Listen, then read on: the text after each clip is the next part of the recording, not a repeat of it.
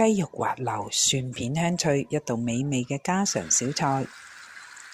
350g 雞胸肉，切2厘米薄片，半湯匙紹興酒，1湯匙生抽，半湯匙老抽，1/4茶匙薑粉，1/4茶匙鹽，1茶匙香茅粉，1茶匙糖，1茶匙生粉，攪勻，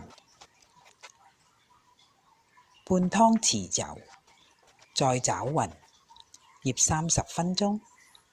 大火熱鍋以下3湯匙油，油熱轉中火，下香料，6條小米椒去蒂，20g 蒜片，1條香茅切段拍扁，10g 薑片，煎至蒜片香脆，約4分鐘。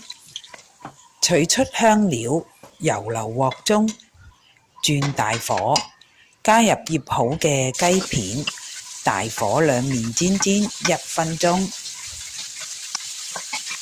100g 洋蔥絲，1湯匙魚露，1茶匙糖，大火炒1分鐘。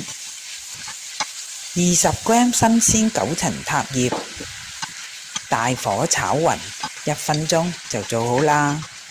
放回蒜片同埋小米椒就可以上桌。